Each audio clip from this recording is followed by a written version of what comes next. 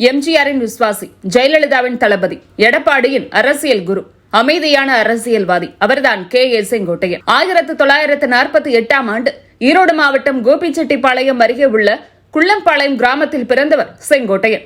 பாரம்பரியமான வசதியான விவசாய குடும்பத்தில் பிறந்தவர். எம்ஜிஆரின் விசுவாசியான ரசிகரான செங்கோட்டையன் தன்னுடைய அரசியல் பயணத்தை திமுகவில் தொடர்ந்தார்.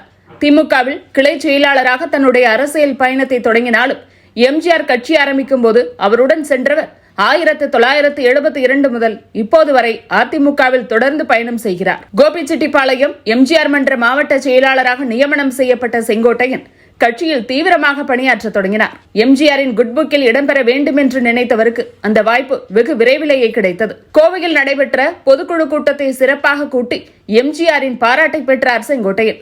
அதுவே அவருக்கு சட்டமன்ற தேர்தலில் போட்டியிடும் வாய்ப்பை பெற்றுக் கொடுத்தது.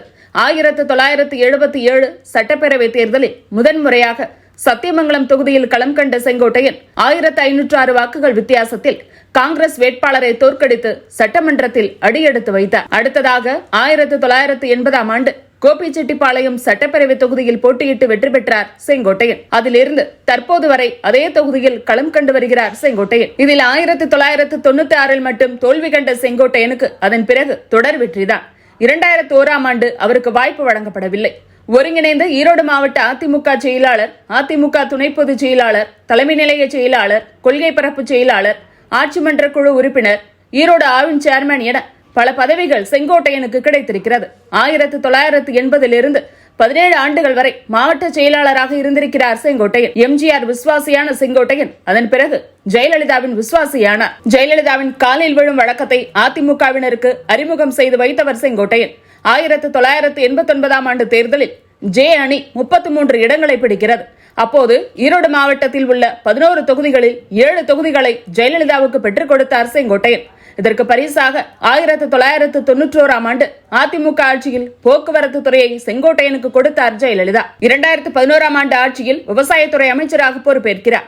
அடுத்து வருவாய்த்துறை, தகவல் தொழில்நுட்பத்துறை ஆகிய துறைகளும் செங்கோட்டையன் வசம் வந்தன. ஜெயலலிதாவின் அனைத்து தேர்தல் பிரச்சாரங்களுக்கும் திட்டம் வகுத்து கொடுப்பவர் செங்கோட்டையன். அந்த வகையில் ஜெயலலிதாவின் தளபதியாக அதிமுகவின் முக்கிய முகமாக இருந்து வந்த செங்கோட்டையன் பதவி அவருடைய தனிப்பட்ட காரணங்களால் பறிபோனது. அவருடைய அமைச்சர் பதவியும் தலைமை நிலைய செயலாளர் பதவியும் பறிபோனது தனி கதை.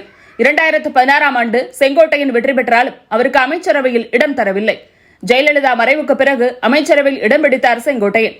பெரும்பாலும் அதிமுக பிளவு, அணிகள் இதுவற்றை எந்த கருத்தும் முன்வைக்காமல் அமைதியான அமைச்சராகவே வலம் வந்தார் செங்கோட்டையன்.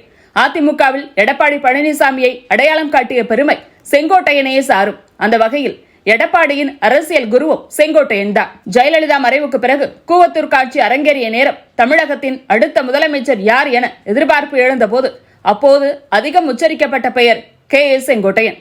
ஆனால் தன்னை விட கட்சியில் ஜூனியரான எடப்பாடி பழனிசாமி முதலமைச்சரானாலும் அவருடைய தலைமையின் கீழ் பயணிக்க எந்த தயக்கத்தையும் காட்டவில்லை செங்கோட்டையன்.